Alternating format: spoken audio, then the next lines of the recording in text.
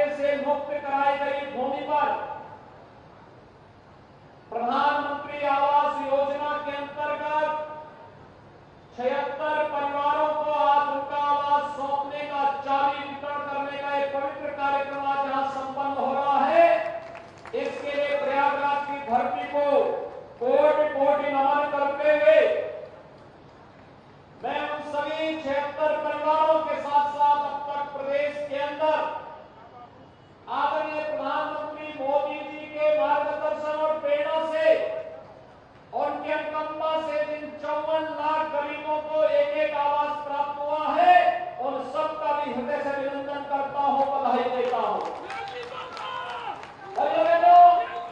कहने के लिए 76 आवास है, लेकिन इसके पीछे एक पवित्र भाव है। भाइयों बहनों, मैं भी आप पर पूछ रहा था गरीबों से, आप देख रहे होंगे जो कभी सपना भी नहीं देखते थे कि आवास उनका भी बन पाएगा, उनका भी आवास होगा। एक सपना था, लेकिन अब वो हकीकत बन गई है। आपने देखा होगा क्या उनके चेहरे पर मुस्कान थी। जीवन भर व्यक्ति कार्य करता था, मेहनत करता था, अंतिम समय में भी किराए के मकान पर रहने के लिए जहां तहां झोपड़ी डाल करके रहने के लिए मजबूर होना पड़ता था। एक गरीब के पास उसका आवास मिल जाना उसके स्वावलंबन का आधार बनता है, उसके विकास का आधार बनता है, उसके परिवार के सम्मान का आधार बनता है, उसके बच्चों के लिए, उसकी आने वाली पीढ़ी के लिए नई प्रेरणा बनती है। और यह आवास उसी सुविधा के साथ जोड़ने के कार्यक्रम का हिस्सा है। और जब 2021 में हम लोगों ने इस कार्यक्रम को किया था, तब सिद्धार्थनाथ जी उस समय कहते थे क्या ये समय पे पूरा हो जाएगा? मैंने कहा चिंता मत करिए, समय पे पूरा भी होगा और इसी भव्यता के साथ हम इस गरीबों को वितरण करने का काम भी करेंगे। और भाइयों बहनों, आज सब कुछ अंतर्करण से इस बात की अनुभूति हुई कि हम लोगों का सत्ता में आना गरीब के साथ खड़े हो गए।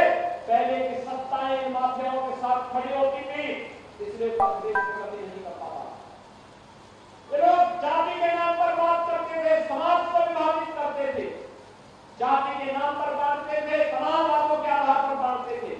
लेकिन जब किसी गरीब की, किसी कमजोर पर, किसी माफिया के अत्याचार से मुक्त करने की बात होती थी, ये लोग माफिया के साथ खड़े होते थे, अपनी जाति के साथ भी नहीं खड़े होते थे, किसी गरीब के साथ नहीं खड़े होते थे, किसी व्यापारी के साथ भी नहीं खड़े होते थे। लेकिन भाइयों बहनों, आज मैं गर्व के साथ कह सकता हूं, एक डबल इंजन की सरकार जिस मजबूती के साथ आज कार्य कर रही है, इन गरीबों को मिलने वाला ये मकान इसी का प्रमाण है। याद करिए, ये वही प्रदेश है जहां 2017 के पहले गरीबों की भूमि पर, व्यापारियों की भूमि पर, सरकारी भूमि पर कोई भी माफिया, कोई भी दबंग आकर के कब्जा कर लेता था, गरीब देखता रहता था। लेकिन अब उन्हीं माफिया और दबंगों से छुड़ाई गई भूमि पर गरीबों के लिए आशियाना बन रहे हैं, अच्छे भवन बन रहे हैं। यह अपने आप एक मैसेज है। और प्रयागराज प्राचीन काल से हमारी धरती, पवित्र धरती रही है। ये तीर्थों की भूमि है, प्रयागराज तीर्थ है। ये हमारा सौभाग्य है।